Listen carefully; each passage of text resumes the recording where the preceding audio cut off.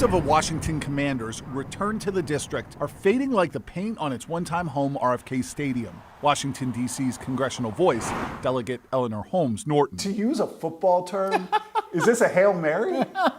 Not even that yet. Not even a Hail Mary? Not even that yet, but I guess that's the closest to it you could get. Holmes Norton has spent years trying to clear the way to build a new football stadium on the RFK site, something that Washington Commanders owner Daniel Snyder also has tried to accomplish behind the scenes since 2018, according to published reports.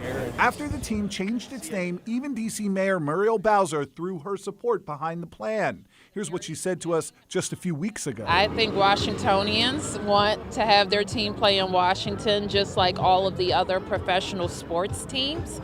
We have an ideal location at RFK. Problem is, the stadium idea is facing an all-out blitz from some members of the D.C. Council. And you're going to fight against the stadium as long as you can.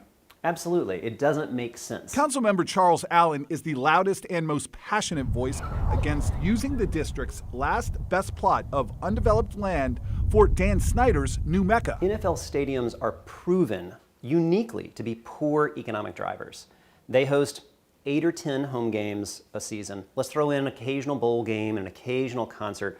The most used stadiums out there are maybe 20 or 30 events per year, which means out of 365 days, it's sitting dark and empty 330 days out of the year.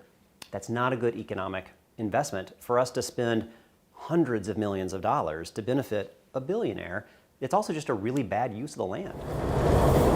Land Allen and others say should be used for green space, affordable housing, and retail.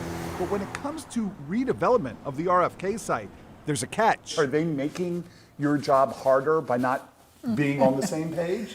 It certainly doesn't help that D.C. is not even united on the use of the land. Because all 190 acres are federally owned, nothing can be done with the RFK campus until Congress changes the terms of its current lease with the city, or lets D.C. buy the land from the government outright.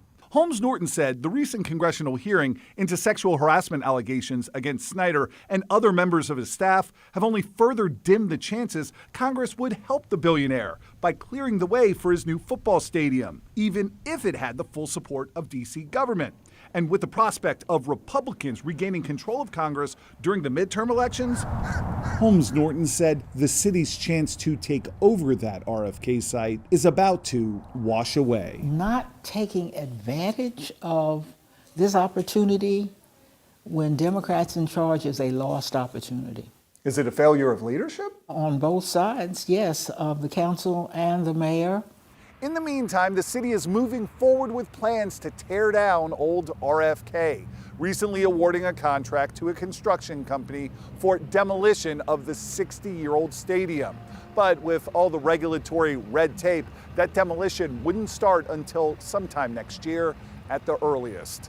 In Southeast, Eric Flack, WUSA 9.